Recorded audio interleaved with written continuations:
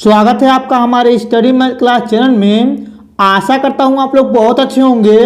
आज हम आपको इस वीडियो में 10 क्वेश्चन बताएंगे जो आपके बोर्ड में आने वाले हैं। अगर आप लोग शुरू से लेकर लास्ट तक पूरा वीडियो देख लेते हैं तो आप लोग इस 10 क्वेश्चन को हल करना सीख जाएंगे। तो चलिए अब हम पहला नंबर बताते हैं। अब देखिए पहला नंबर प्रश्न यहाँ पे लिखा हुआ है संख्या 156 का अभाज्य गुणनखंड होगा। ठीक, देखिए यहाँ पे 4 विकल्प दिया गया है। आप लोग को इसको हल करके बताना कि कौन सा विकल्प सही है। ठीक है, देखिए यहाँ पे सिंपल तरीके से क्या करेंगे, इस प्रकार से एक गुणनखंड बनाएंगे। ठीक है, और देखिए 156 जो दिया है इसको इस प्रकार से इसमें उतार देंगे। ठीक, देखिए यहाँ पे 156 को उतार दिए हैं। अब देखिए इसको गुणनखंड करेंगे, यानी कि 2 से पहले काटेंगे तो 2 से काटेंगे तो हो जाएगा 2 7 14, एक जाएगा 2 8 16। देखिए आपको अभाज्य गुणनखंड आता होगा। फिर देखिए इसको 2 से काटेंगे, 2 3 6, एक जाएगा, यहाँ पे हो जाएगा 2 9 18।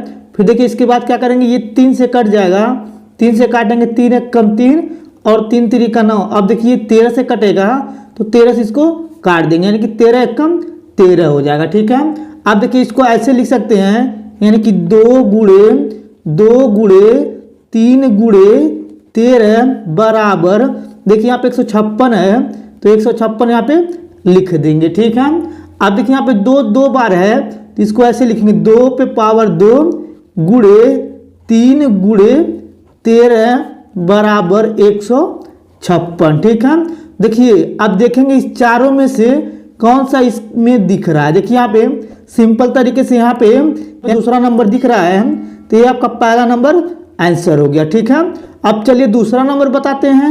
अब देखिए दूसरा नंबर भी यहाँ पे आपका दिया गया है, जो आपका ये भी एक बहुविकल्पी प्रश्न है। ठीक है, देखिए यहाँ पे लिखा हुआ है यदि सेक थीटा बराबर 2 तो थीटा का मान होगा। ठीक है, देखिए यहाँ पे सिंपल तरीके से क्या करेंगे, जो दिया इसको उतारेंगे तो लिखेंगे यहाँ पे सेक थीटा बराबर 2। ठीक, अब देखिए इसके बाद क्या करेंगे, सिंपल तरीके से यहाँ पे लिखेंगे सेक थीटा, तो इधर भी देखिए सेक ले लेंगे, यानी कि लिखेंगे सेक, यानी कि सेक 2 हो जाएगा। ठीक है, अब देखिए इसके बाद फिर इसको क्या करेंगे, लिखेंगे सेक थीटा बराबर। ठीक, अब देखिए सेक 2 का मान कितना होता है, चलिए आपको बताते हैं।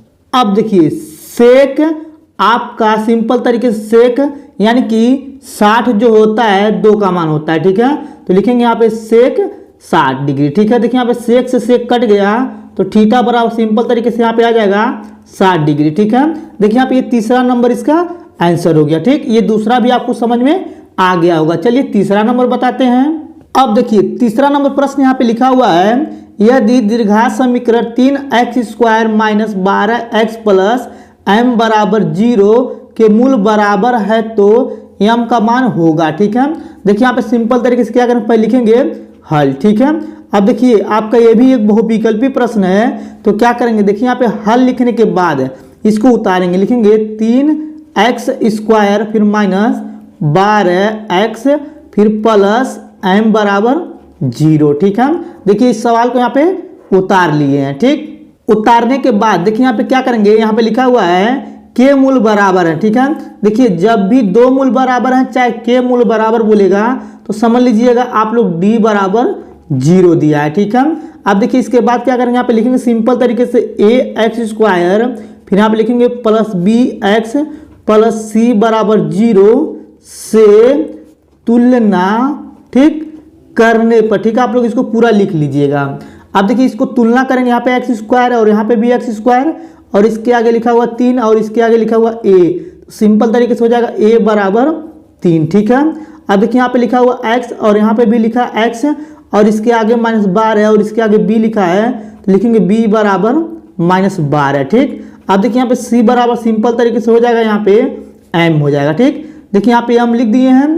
अब देखिए इसके बाद क्या करेंगे, सिंपल तरीके से लिखेंगे यहाँ पे d बराबर b² माइनस 4ac, ये आपका एक फार्मूला होता है। ठीक है, अब देखिए यहाँ पे लिखे हैं d बराबर 0 तो क्या करेंगे, d की जगह 0 लिख देंगे फिर बराबर, और देखिए b की जगह लिखेंगे 12 यानी कि -12 का यहाँ पे सिंपल तरीके से स्क्वायर कर देंगे फिर माइनस, और यहाँ पे लिखेंगे 4a, एक देखिए यहाँ पे a है, ए की जगह दिया 3, लिखेंगे गुणे में 3, फिर गुणे लगा देंगे, फिर देखिए सी की जगह लिखेंगे यानी कि सिंपल तरीके से हम यहाँ पे एम लिख देंगे, ठीक है।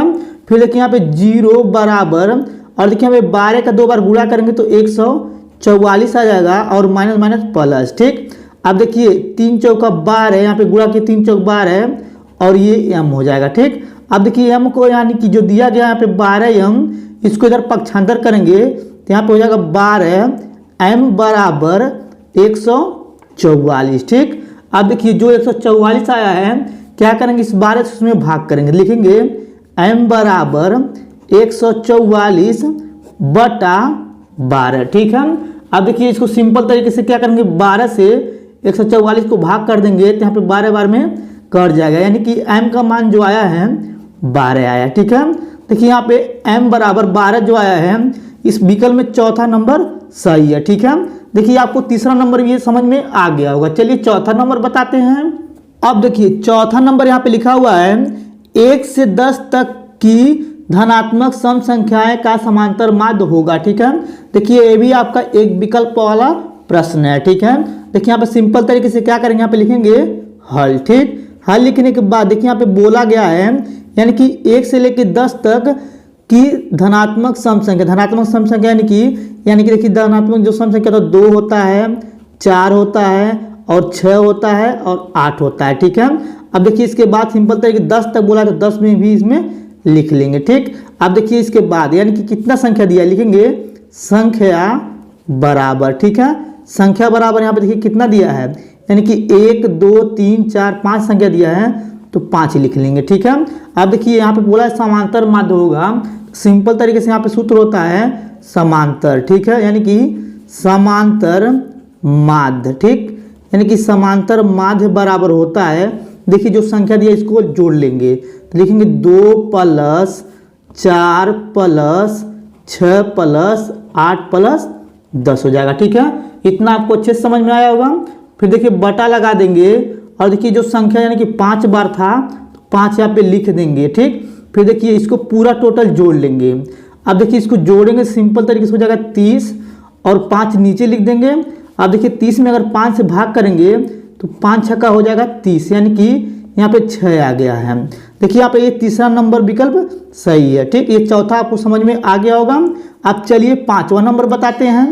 अब देखिए पांचवा नंबर यहाँ पे लिखा हुआ है बिंदु P कोष्टक में 2 - 3 और Q कोष्टक में 10 y के बीच की दूरी 10 मात्रक है, ठीक है। अब देखिए यहाँ पे सिंपल तरीके से क्या करेंगे, पहले लिखेंगे हल, ठीक है। हल लिखने के बाद देखिए यहाँ पे P बिंदु और Q बिंदु दिया है, तो सिंपल तरीके इस प्रकार से एक रेखा खींचेंगे, ठीक। देखिए यहाँ पे लिखेंगे P और यहाँ पे लिखेंगे Q, ठीक है। अब देखिए यहाँ पे P बिंदु जो दिया था सिंपल तरीके से दिया 2 - 3, और देखिए यहाँ पे Q बिंदु जो दिया है 10 और y दिया, ठीक है। और देखिए इसके बीच की जो दूरी दिया है यहाँ पे यानी कि मात्रक जो दूरी है ये 10 दिया है, ठीक है। इतना आपको अच्छे से समझ में आ गया होगा। अब देखिए इसके बाद यानी कि अब लिखेंगे यहाँ पे सिंपल तरीके से तुलना करके लिखेंगे x1 बराबर 2 y1 बराबर -3, और देखिए यहाँ पे सिंपल तरीके से लिखेंगे x2, ठीक है, x2 बराबर 10 और y2 बराबर हो जाएगा यहाँ पे सिंपल तरीके से यानी कि y, ठीक है। इतना आपको अच्छे समझ में आ गया होगा। अब देखिए इसके बाद लिखेंगे p, ठीक है, लिखेंगे p q के बीच, ठीक है, लिखेंगे p q के बीच की दूरी के सूत्र से, ठीक है। देखिए इतना आपको अच्छे से समझ में आ रहा होगा। अब देखिए यहाँ पे P और Q के बीच की जो दूरी का सूत्र होता है वो सिंपल तरीके से होता है करनी में, ठीक है। करनी में होता है यानी कि x2 - x1, ठीक, का होल स्क्वायर फिर प्लस, फिर यहाँ पे अगले क्वेश्चन में होता है y2 - y1 फिर का होल स्क्वायर, ठीक है। इतना आपको अच्छे समझ में आ रहा होगा, ये सूत्र आपको याद होगा, ठीक है। अब देखिए यहाँ पे क्या करेंगे, सिंपल तरीके से करनी लगाएंगे, ठीक। करनी लगाने के बाद देखिए यहाँ पे x2 की जगह दिया है 10, तो सिंपल तरीके से लिखेंगे 10, ठीक।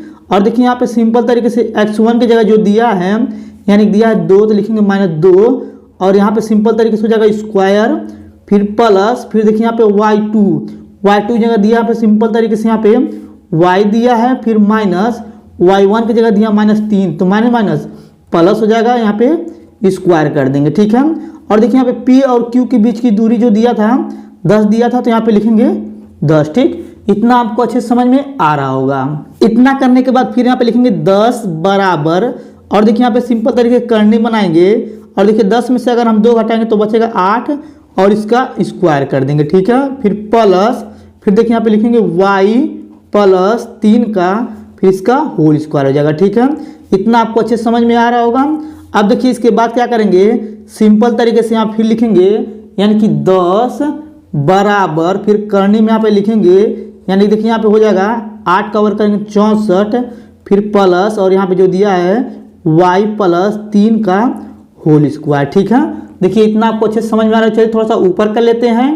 अब देखिए थोड़ा सा ऊपर करने के बाद फिर यहाँ पे लिखेंगे 10 बराबर, और देखिए यहाँ पे इस प्रकार से करनी बना लेंगे, और देखिए यहाँ पे जो 64 दिया 64 को लिख लेंगे, फिर प्लस, और देखिए यहाँ पे a प्लस बी का होल स्क्वायर लगेगा, सिंपल तरीके से लिखेंगे a स्क्वायर, फिर प्लस b की जगह दिया 3, 3 का स्क्वायर करेंगे 9, फिर प्लस 2ab, 2 सूत्र में होता है, और a और b यानी कि 2 3 6 y हो जाएगा। ठीक है, अब देखिए इसके बाद क्या करेंगे, करनी हटाने के लिए दोनों पक्षों का वर्ग करेंगे, लिखेंगे यहाँ पे दोनों। ठीक है, लिखेंगे दोनों पक्षों का वर्ग करने पर। ठीक है, देखिए दोनों पक्षों का वर्ग करेंगे तो यहाँ पे 10 का वर्ग हो जाएगा सिंपल तरीके से 100। ठीक, फिर बराबर लगा देंगे, और देखिए इसका स्क्वायर करेंगे तो करनी हट जाएगा, तो बचेगा 64 प्लस, और यहाँ पे बचेगा y स्क्वायर, फिर प्लस 9, फिर प्लस, और यहाँ बचेगा 6y। ठीक है, अब देखिए इसके बाद यहाँ पे सिंपल तरीके से क्या करेंगे, इसको और इसको जोड़ लेंगे। ठीक है, देखिए यहाँ पे लिखेंगे 100 बराबर, देखिए अगर हम 64 में यानी कि 9 को जोड़ेंगे तो सिंपल तरीके से यहाँ पे आ जाएगा 73, फिर प्लस y स्क्वायर, फिर प्लस 6y। ठीक, अब देखिए 100 को इधर पक्षांतर कर देंगे तो यहाँ पे बचेगा सिंपल तरीके से y स्क्वायर, फिर प्लस 6y। देखिए यहाँ पे सिंपल तरीके से क्या करेंगे, प्लस 73 लिखेंगे यहाँ पे, और 100 को पक्षांतर करेंगे तो माइनस में आ जाएगा, फिर बराबर 0। ठीक है, अब देखिए इसके बाद फिर लिखेंगे y स्क्वायर, फिर प्लस 6y, फिर देखिए इसको अगर हम घटा देंगे, यानी कि 100 में से अगर हम 73 घटाएंगे तो बचेगा -27 बराबर 0। ठीक है, अब चलिए थोड़ा सा और ऊपर कर लेते हैं। अब देखिए ऊपर करने के बाद देखिए यहाँ पे एक गुणनखंड बन गया। ठीक है, अगर आपको गुणनखंड आता होगा तो आपको अच्छे से ये समझ में आएगा। अब देखिए यहाँ पे लास्ट में दिया 27, और यहाँ पे माइनस, और इसके आगे दिया है 6y, यानी कि गुणा करने पर 27 और घटाने पर 6y लाना है। ठीक है, देखिए यहाँ पे सिंपल तरीके से होता है, यानी कि 9 गुणे 3, यानी कि हो जाएगा 27, अगर 9 में से हम 3 घटाएंगे तो बचेगा 6। ठीक है, देखिए यहाँ पे लिखेंगे y स्क्वायर, फिर प्लस, और यहाँ पे लिखेंगे 9 माइनस, यानी कि यहाँ पे हो जाएगा यानी 3, फिर कोष्टक बंद, फिर y, फिर -27, फिर बराबर 0। ठीक है, फिर देखिए यहाँ पे क्या करेंगे, लिखेंगे y स्क्वायर, फिर प्लस, देखिए y से दोनों में गुणा करेंगे तो हो जाएगा 9y, फिर -3y, फिर यहाँ पे -27 बराबर 0 हो जाएगा। ठीक है, अब देखिए इसके बाद क्या करेंगे, यहाँ पे देखिए सिंपल तरीके से y कॉमन दिख रहा है तो y कॉमन ले लेंगे, तो देखिए यहाँ पे सिंपल तरीके बचेगा 1y, फिर देखिए यहाँ पे y कॉमन आएगा प्लस 9, फिर कोष्टक बंद, फिर देखिए यहाँ पे -3 कॉमन लेंगे तो यहाँ पे बचेगा y। ठीक, और देखिए -3 कॉमन लेते हैं, चिन्ह बदल जाएगा, माइनस प्लस, अब 3 9 27 हो जाएगा, फिर बराबर 0। ठीक, इतना आपको अच्छे समझ में आ गया होगा। अब देखिए इसके बाद क्या करेंगे, इसको और इसको एक कोष्टक में लिखेंगे। देखिए यहाँ पे लिख रहे हैं, लिखेंगे यहाँ पे सिंपल तरीके से, यानी कि y -3 एक कोष्टक में, फिर देखिए इसको यानी कि 9, यानी कि y प्लस 9, देखिए यहाँ पे लिखेंगे y प्लस 9, फिर बराबर 0। ठीक है, अब देखिए इसको एक बार इसके साथ लिखेंगे और एक बार इसके साथ 0 को लिखेंगे y -3 बराबर 0, फिर लिखेंगे y प्लस 9 बराबर 0। इसको पक्षांतर करेंगे तो y बराबर आ जाएगा 3, और इसको पक्षांतर करेंगे तो y बराबर आ जाएगा -9। ठीक है, अब देखिए यहाँ पे y का मान जो है एक बार 3 आया है और एक बार -9 आया। ठीक है, देखेंगे ऊपर कौन सा इसका आंसर है। ठीक है, देखिए यहाँ पे सिंपल तरीके से यहाँ पे ये देखिए यहाँ पे ये वाला दिया गया है, यानी कि देखिए यहाँ पे ये आपका दिया गया है। ठीक है, यही दूसरा आपका ऑप्शन सही है। चलिए अगला नंबर बताते हैं। अब देखिए यहाँ पे अगला नंबर क्वेश्चन यहाँ पे लिखा हुआ है किसी धनात्मक पूर्णांक p के लिए प्रत्येक धनात्मक विषम पूर्णांक का रूप होगा। ठीक है, देखिए यहाँ पे सिंपल तरीके से यहाँ पे लिखा हुआ किसी धनात्मक पूर्णांक p के लिए प्रत्येक धनात्मक विषम पूर्णांक का रूप होगा।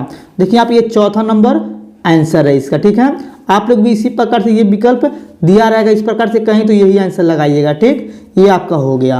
अब देखिए यहाँ पे 6 से यानी कि 6 नंबर दिया गया है, लिखा हुआ पाई है। पाई क्या है? एक पूर्णांक है, यानी कि एक अपरिमेय संख्या है या एक परिमेय संख्या या इसमें से कोई नहीं है। ठीक है, देखिए यहाँ पे सिंपल तरीके जो दूसरा दिया गया है पाई जो होता है एक अपरिमेय संख्या होता है। ठीक है, देखिए आपका ये विकल्प सही है। ठीक, चलिए अगला नंबर बताते हैं। अब देखिए यहाँ पे ज नंबर दिया गया है समीकरण x माइनस वाई बराबर 2 एवं x प्लस वाई बराबर 2 का हल होगा। ठीक है, पूछ रहा है इसमें से कौन सा विकल्प सही है। देखिए यहाँ पे सिंपल तरीके से क्या करेंगे, इसको उतारेंगे, लिखेंगे यहाँ पे हल। ठीक, हल लिखने के बाद देखिए यहाँ पे इसको उतारेंगे, लिखेंगे x माइनस वाई बराबर 2 समीकरण नंबर 1 मान लेंगे और देखिए इसके बाद इसको उतारेंगे, लिखेंगे y प्लस 2 बराबर 2। ठीक है, यानी कि समीकरण नंबर 2 हो जाएगा। ठीक है, देखिए इसको समीकरण नंबर 1 और इसको समीकरण नंबर 2 मान लिए हैं और देखिए समीकरण 1 और समीकरण 2 में ये यहाँ पे y वाला मिल रहा है, प्लस माइनस में है, लिखेंगे यहाँ पे सिंपल तरीके से समीकरण ठीक 1 व 2 को जोड़ने पर। ठीक है, देखिए यहाँ पे जोड़ रहे हैं, देखिए यहाँ पे सिंपल तरीके से लिखेंगे यानी कि x प्लस वाई, ठीक है माइनस है यहाँ पे, देखिए सॉरी माइनस है, बराबर 2 और यहाँ पे लिखेंगे x प्लस वाई बराबर 2। ठीक है, देखिए इसको जोड़ेंगे प्लस प्लस ये कट जाएगा, एक एक से एक 2 x बराबर यहाँ पे हो जाएगा 4, जोड़ लेंगे 2 2 4। ठीक है, अब देखिए 2 से भाग कर देंगे 4 में तो x बराबर हो जाएगा 4/2, देखिए 2 दूनी 4 हो गया और x का बराबर आ गया यानी कि 2। ठीक, देखिए यहाँ पे x का मान जो आ गया 2 आ गया। ठीक, अब क्या करना हमें y का मान निकालना है, सिंपल तरीके चाहे समीकरण 1 चाहे समीकरण 2 में रखेंगे। तो देखिए यहाँ पे लिख रहे हैं, लिखेंगे समीकरण। ठीक है, लिखेंगे समीकरण यानी कि 1 में ठीक x बराबर 2 रखने पर। ठीक है, देखिए यहाँ पे सिंपल तरीके से रख रहे हैं, समीकरण 1 ऊपर वाला है तो x माइनस वाई बराबर 2 हो जाएगा और देखिए यहाँ पे 2 रखेंगे तो माइनस वाई बराबर 2 हो जाएगा, 2 को पक्षांतर करेंगे y बराबर 2 माइनस 2, फिर माइनस वाई बराबर हो जाएगा यहाँ पे 0, फिर देखिए यहाँ पे माइनस में 0 से भाग करेंगे तो यहाँ पे 0 आ गया। ठीक है, देखिए यहाँ पे x का मान 2 और y का मान 0 आ गया है, देखेंगे इसमें से कौन सा विकल्प सही है। ठीक है, देखिए यहाँ पे सिंपल तरीके से यहाँ पे ये वाला यानी कि तीसरा ऑप्शन सही है। ठीक है, ये आपको समझ में आ गया होगा। चलिए अगला नंबर बताते हैं। अब देखिए यहाँ पे अगला नंबर लिखा हुआ है दीर्घात समीकरण 3x square minus 6x plus 4 बराबर 0 का विविक्तर है। ठीक है, देखिए यहाँ पे सिंपल तरीके जो दिया इसको उतारेंगे, लिखेंगे हल। ठीक, हल लिखने के बाद देखिए यहाँ पे लिखेंगे 3x square minus 6x plus 4 बराबर 0। अब देखिए इसके बाद क्या करें, लिखेंगे यहाँ पे ax square plus bx plus c बराबर 0 से तुलना करने। ठीक है, अब देखिए इससे तुलना करेंगे तो a बराबर आ जाएगा 3, b बराबर आ जाएगा माइनस 6 और c बराबर आ जाएगा 4। ठीक है, अब देखिए यहाँ पे सिंपल तरीके से होता है d बराबर b स्क्वायर माइनस 4ac। ठीक है, विविक्तर ज्ञात करने के लिए यही फार्मूला होता है। अब देखिए यहाँ पे लिखेंगे d बराबर b की जगह दिया माइनस 6 का स्क्वायर, फिर माइनस 4a, एक की जगह दिया 3 गुणे और देखिए c की जगह दिया 4, लिखेंगे 4। ठीक है, अब देखिए इसके बाद लिखेंगे d बराबर 6 का वर्ग करेंगे तो 36।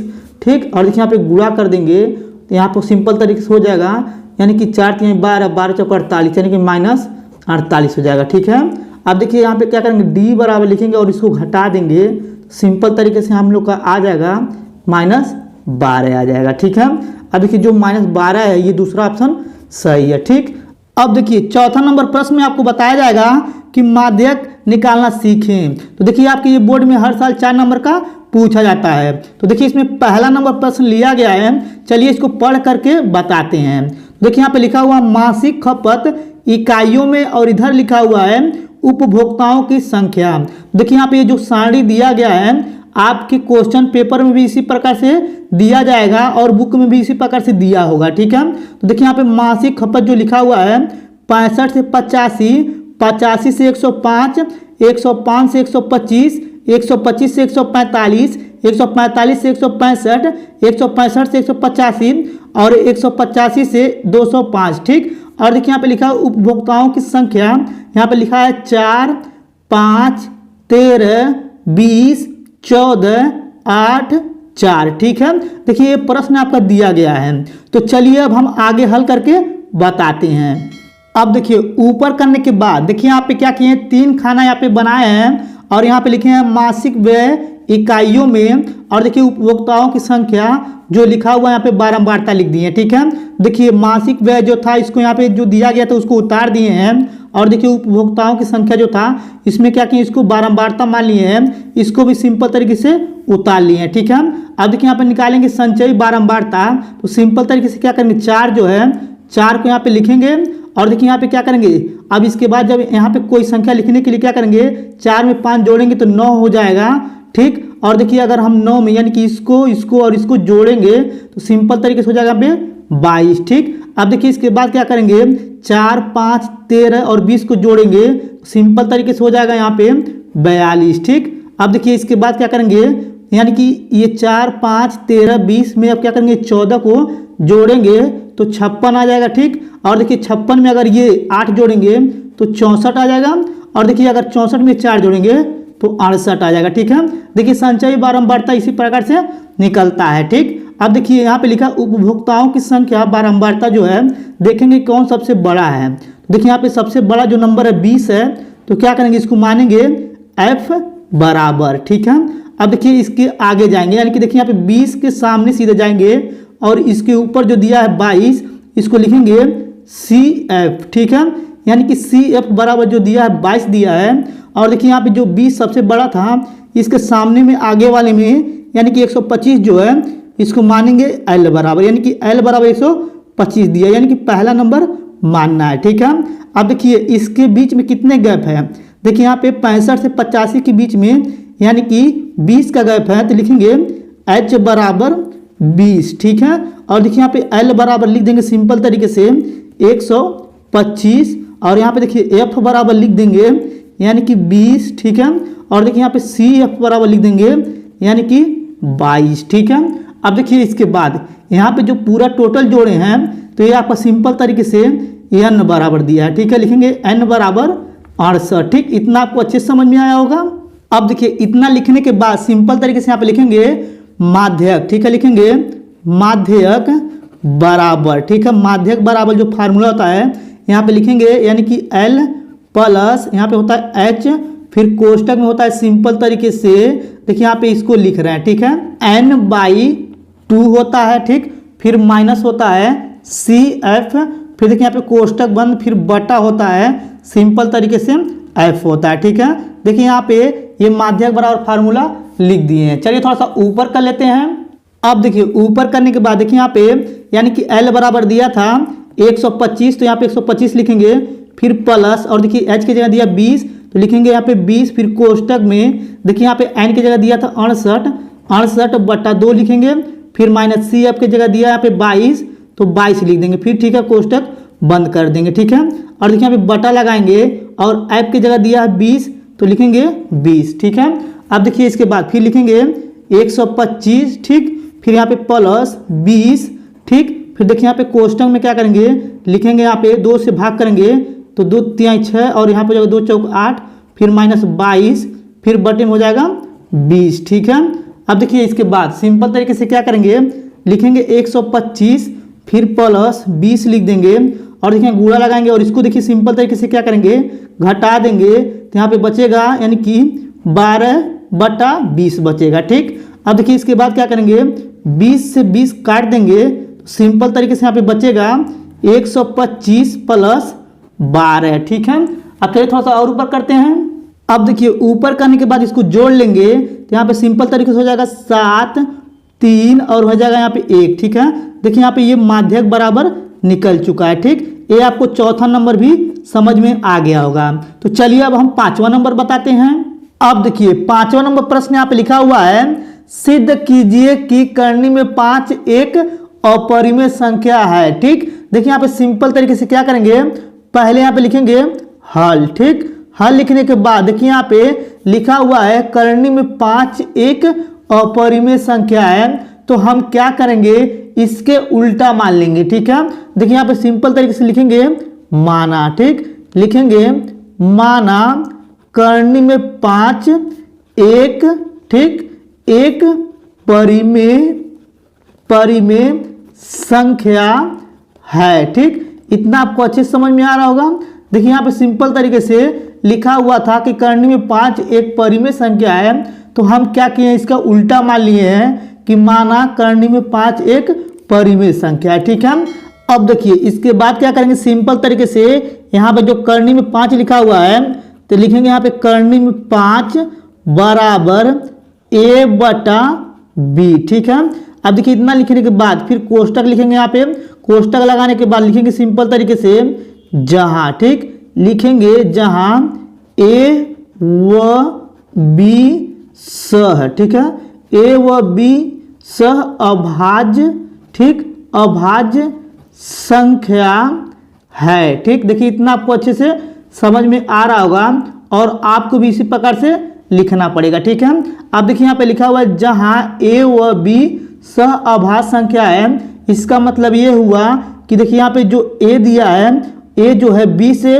भाज्य है और देखिए जो b दिया है वह a से भाज्य है। ठीक है, अब देखिए इसके बाद क्या करेंगे सिंपल तरीके से यहाँ पे लिखेंगे दोनों, ठीक, लिखेंगे दोनों पक्षों, ठीक, दोनों पक्षों का वर्ग, ठीक, वर्ग करने पर। ठीक है, देखिए यहाँ पे ये पहला पक्ष और ये दूसरा पक्ष दोनों का वर्ग करेंगे तो सिंपल तरीके से यहाँ पे लिखा गया करनी में 5 का स्क्वायर, फिर यहाँ पे लिखेंगे a बटा b और इसका होल स्क्वायर। ठीक है, अब देखिए यहाँ पे करनी का 5 के 2 बार गुणा कर करनी हट जाएगा तो यहाँ पे आ जाएगा 5 बराबर और यहाँ पे लिखेंगे a स्क्वायर बटा b स्क्वायर हो जाएगा। ठीक है, अब देखिए यहाँ पे 5 के नीचे 1 लगाएंगे, तिर्यक गुणा करेंगे तो यहाँ पे हो जाएगा सिंपल तरीके से 5 b का स्क्वायर फिर बराबर 1 से गुणा करेंगे a स्क्वायर में तो यहाँ पे हो जाएगा a स्क्वायर। ठीक, अब देखिए जो 5 दिया है क्या करेंगे a स्क्वायर में भाग कर देंगे। देखिए यहाँ पे सिंपल तरीके से लिखेंगे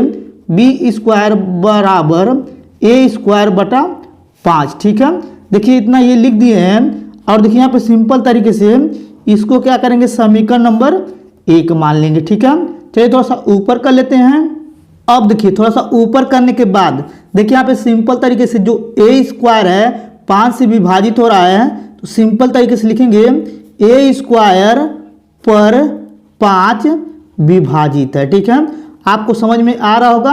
अब देखिए इसके बाद क्या करेंगे सिंपल तरीके से क्या करेंगे लिखेंगे यहाँ पे देखिए अगर हम स्क्वायर हटा देंगे तो a से भी 5 विभाजित है तो लिखेंगे a पर भी, ठीक है, लिखेंगे a पर भी 5 विभाजित है। ठीक है, देखिए इतना आपको लिखना पड़ेगा। अब देखिए इसके बाद क्या करेंगे सिंपल तरीके से यहाँ पे लिखेंगे समीकरण। ठीक है, लिखेंगे समीकरण 1 में, ठीक, लिखेंगे समीकरण 1 में 5 के बराबर a, यानी कि जहाँ पे a रहेगा वहाँ पे 5 के रखना है। ठीक है, रखने पर। ठीक है, देखिए इतना लिखने के बाद जो समीकरण दिया गया है उसको उतारेंगे। देखिए यहाँ पे समीकरण 1 में रखना है a बराबर 5 के, देखिए यहाँ पे सिंपल तरीके से इसको उतार लेंगे तो लिखेंगे यहाँ पे b स्क्वायर बराबर a स्क्वायर फिर बटे में 5 हो जाएगा। ठीक है, अब चलिए थोड़ा सा और ऊपर कर लेते हैं।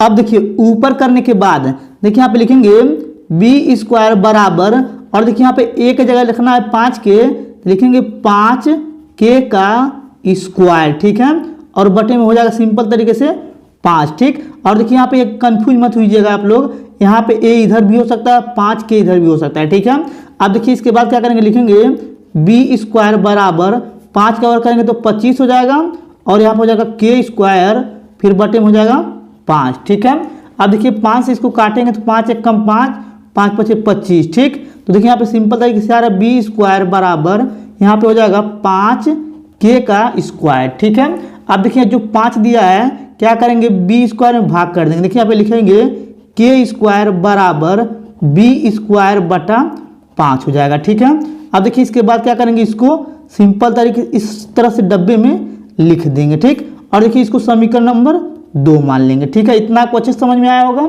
अब देखिए थोड़ा सा ऊपर करने के बाद देखिए यहाँ पे सिंपल तरीके से बी स्क्वायर से भी 5 विभाजित हो रहा है। सिंपल तरीके से लिखेंगे बी स्क्वायर पर 5 विभाजित है। ठीक है, देखिए यहाँ पे लिखे हैं बी स्क्वायर पर भी 5 विभाजित है। फिर देखिए स्क्वायर अगर हटा देंगे तो बी से भी 5 विभाजित है, तो लिखेंगे बी पर भी। ठीक है, बी पर भी 5 विभाजित है। ठीक है, देखिए इतना आपको ये लिखना पड़ेगा, ये आपका हो गया। ठीक है, अब चलिए थोड़ा सा हिंदी में नीचे कुछ लिखना है, तब आपका आंसर हो जाएगा लिखने के बाद। ठीक है, अब देखिए थोड़ा सा ऊपर करने के बाद देखिए यहाँ पे लिख दिए हैं, चलिए इसको हम पढ़ करके बताते हैं। तो देखिए यहाँ पे लिखे हुए हैं समीकरण 1 व 2 से यह पता चलता है कि ए व बी जो 5 से विभाजित हो रहा है, परंतु हमने यह माना था कि ए व बी जो दोनों सहअभाज्य संख्या है, इससे यह पता चलता है कि हमारी यह अभिधारणा गलत है। करनी में 5 एक अपरिमेय संख्या। ठीक है, देखिए आप लोग को इसको लिख लीजिएगा, तब आपको नंबर मिल जाएंगे। ठीक है, अगर आपको ये मेरा पूरा वीडियो अच्छी तरीके से समझ में आ गया होगा तो हमारे वीडियो को लाइक और कमेंट जरूर कर दीजिएगा। अगर आप लोग मेरे चैनल पर नहीं होंगे तो चैनल को सब्सक्राइब जरूर कर दीजिएगा। धन्यवाद।